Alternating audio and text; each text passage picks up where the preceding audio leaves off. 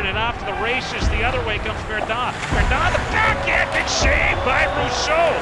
So this puck will be cleared out. I should say it's empty once again as the Moose do get it out to neutral ice. 3:28 remaining. Puck launched down toward Rousseau. Looking at the empty net. He scores!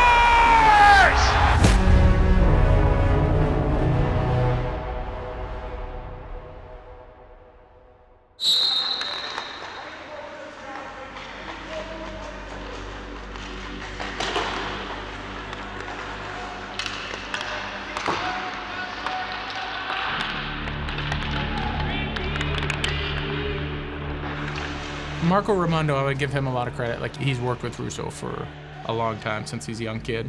I remember, I'll never forget what he said to me, you know, because he said, "You're going to really like Rousseau, like, I promise you." And I remember seeing him, and he had this all black gear, and he came on the ice, and he just had a little bit of a unique style. Didn't play, you know, like aggressive or assertive. He was just super calm in there. Played reserve, played a little bit deep. And, you know, you're sitting there as a coach, you're like, oh, I want to see what this guy's talking about, right? And I remember talking to him, he just, listen, he doesn't do anything that's going to jump off the page. He just doesn't let in a lot of goals.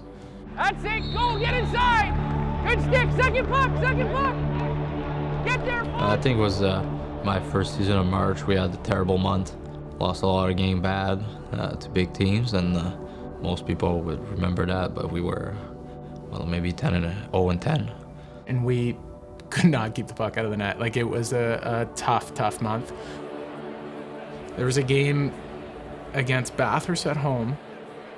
Got it again, back behind the Mooseheads. That turn is center. I think he might have had 50-something shots. And he let in, you know, 3 or 4 goals. Down, big save right there. Like, it's not fun. Like, when you're having a month, you're letting in a lot of goals. You feel like everyone's looking at you, and I hate to say it, you feel like you suck, right? Like, everything you do, you doubt everything you're doing, and he didn't have that. He just came, and even though it wasn't going great for him, he kept up with doing the same things. The attitude never changed, and like, he gave me confidence. All right, I want to play this guy. Another big bump there, but a chance for Melanson, and a load of shots stopped by Rousseau. And then he had a really great playoffs. And then, obviously, coming into the next year, this is the guy. Mathis, Rousseau into the empty net. And the Mooseheads netminder has got his first Quebec Major Junior Hockey League goal. Are you kidding me? When I saw the guy at the other team line up at the blue line, I was just thinking to myself, give it to me, and the guy just shot it straight at me. My dad texted me, I think they were still in a little bit in shock, my parents. First goal! I don't think they kind of, well, even myself, we kind of didn't fully grasp what's happened. But yeah, no, they were pretty happy about it. Yeah. Thanks, boys. Roll to 100. Yeah!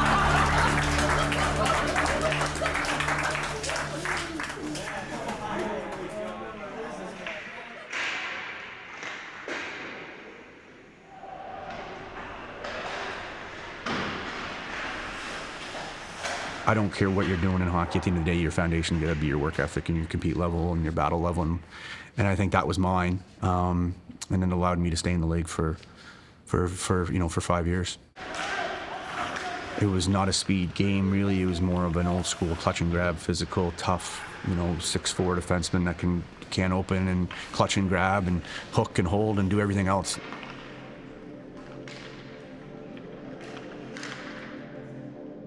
There was a couple of specific players. I remember Jason Chouini, Alex Tanguay at the time. They would have been 2 19-year-olds. Jeff Sullivan was there. You're kind of in awe a little bit, and just the whole experience of being there and watching them. Now you're actually on the ice and playing with them and playing against them. Those older guys really helped a younger kid like myself trying to make the team a little bit more at ease and made me feel a little bit more comfortable. Well, it's funny, but in the room, I can still remember pride, heart, and determination were the 3 words that was in the room, and we talk about pride here with the Wildcats, and that stemmed from my experiences with Halifax. So you got to be proud of the logo in the front. I think, when you get a connection with the fans and the community and the city, I think that's what how the Mooseheads are about. I think they're a real kind of humble, hardworking, team-first philosophy kind of mentality, and I think, that was me, I think, in a nutshell. But at the end of the day, I think I was never the most gifted, the most skilled player by any stretch of the imagination. My longevity and not being injured significantly over those 5 years allowed me to play a lot of hockey, and with a lot of hockey, you're probably going to put up some points. You better not go into the corner. I think it's a little more defensive this year. I mean, obviously some people would say it doesn't really fit my game, but honestly, I think it's been going really well. I think last year was a bit more of a scoring battle against us, and even talking to other people from other teams and stuff, they're aware of that, and they kind of like playing us in a way. I mean, I think this year, like I said, we're defensive, and I think it's a lot more fun. Yeah, on the tap, set. Stick, good stick. I mean, a couple guys have been here with me for 3-4 years. I mean, guys like Vidicek, where I got drafted with, and I kind of live right next to Vidicek back home, and we knew each other since we were like 13, 14, and I think all three of us honestly are really smart, and that's a big part of why we click together. Watching Doomer progress over the last 3 years it's just been awesome. He's constantly had critics, right? He doesn't skate well enough. He's too small. There's questions around his draft year. People are saying that a guy like him couldn't do it again. And he goes out and gets 140 points. Because you might not see him or notice him out there, but you look at the score sheet after the game, 3 points. And then he's got those big ones where he has 6, and he's frontline center on all those. And what he's proven to people is that he can make a difference. He makes a difference out there, and he makes a difference for our team and our club every night. To Martin, good pass to Dumais, left alone, a shot, rebound, he scores! Back up to Dumais, good pass across, and a check, a shot, he scores! Inching in, steps up, pass across, he scores! Dumais walking in, throws it in front, they score! Great pass there for Dumais, a shot, he scores! Here's Dumais, back the other way now. Forehand steps in and scores! And he scores! Dumais comes away with possession, round into that center's back door, they score! Dumais takes his way in, a shot, he scores! Jordan Dumais ends it in overtime. Dumais now quickly gaining behind Brandon Benedict's career franchise points record for the Mooseheads that's set back 20 years Give ago. him a little bit of room, he'll find that he is lethal. What a skilled hockey player. Catafore for Dumais, a low shot, he scores! Jake Furlong, a shot, they score! Dumais walking in, scores. Dumais backdoor pass and it scores. Dumais walking in, shot, scores. Good pass there to Dumais, a shot, he scores! .303. Moving around for his partner Moravets. Moravets will put the pass out to center ice for Dumais. Jordan Dumais over to Catafore, looking in front for Vidicek, he scores! Marcus Vidicek on the doorstep, and there it is, a franchise record .304. History in Halifax for Jordan Dumais, a new Mooseheads milestone.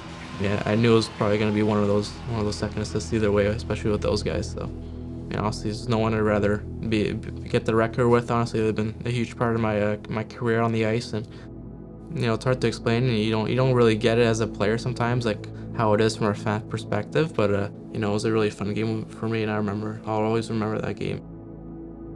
My daughter was like, Moosehead game, we're going to the Moosehead game? Yeah, and she started running around the house, and I was like, well, Kirsty, I guess we're going to the Moosehead game today. Boys, I just wanted Brandon Benedict, 20 years ago, had the record, lost it tonight. Sorry, Benny. I had a privilege to coach Benny at Acadia, heck of a hockey player. I'll let him do his thing. Yeah, no, guys, congratulations on the wins here. It's the best in the country. Really good to see you here. George, where are you? Congratulations, man. Thank you.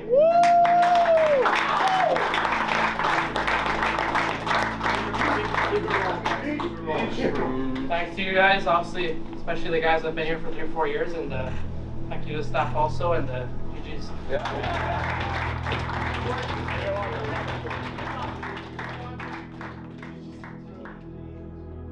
I remember getting a picture with him, and I was kind of looking up to him, just, like, I'm getting a picture with this guy. This guy's going to be having a lot of success in the hockey world, and already has, and going on to play in the NHL and things like that, but that's what I said to my son. I was like, Austin, make sure you shake this guy's hand, you know, look at him, and he's giving you a puck and stuff, like you're gonna watch him play in the NHL someday. So it's just kind of that moments where you're almost like, yeah, you're kind of just a little bit in awe of him too. And I'm an old man now, but he's a really good hockey player. It's kind of cool to meet those guys.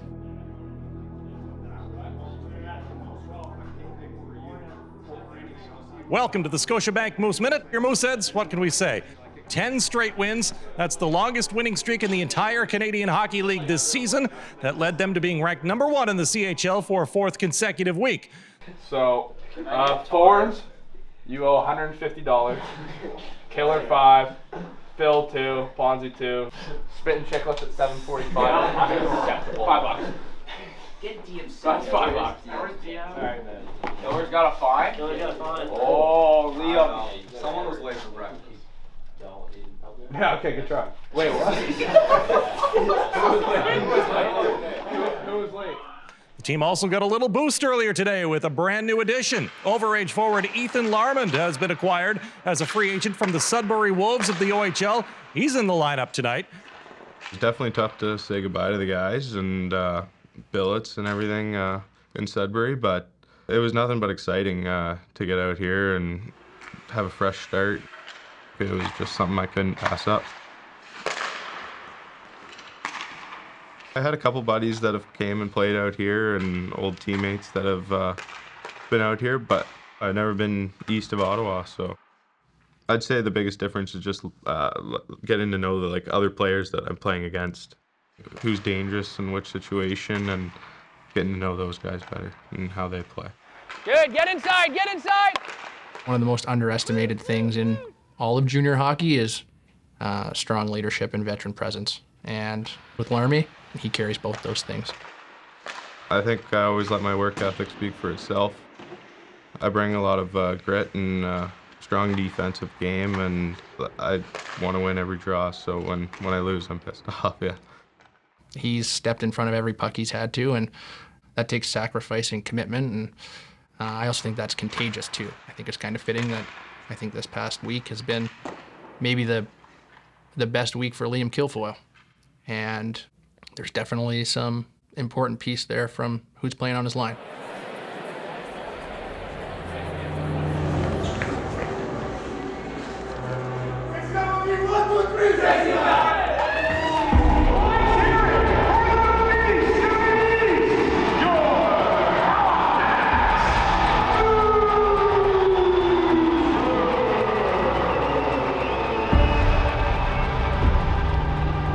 I think I would still be nervous going out at my age now in front of that many people. You're still nervous, but you're just trying to take it in. There's so many guys that have the skills. It's kind of the ability to put it together mentally. I think that's the biggest thing, is you kind of embrace it. If you ask myself as a kid, do you want pressure to be in a spot? I mean, I'd obviously say yes. We've got an offensive flair in our group that is dangerous. Every night, I'm just trying to work on my game. So doing whatever it takes for my team to win. So if you give us an opportunity, we're going to try and stick it to you. This is my last kick at the can, but that's definitely my motivation this year, is to make a deep run. Last year, I kind of put myself on the map as one of the best goalies in this league. And this year, when people ask who's the best in the queue, there's not a doubt that they're saying my name. The places I've seen and the people that I met, it's because of hockey. You're only young once, it's cliches and stuff, but as you get older, go chase it.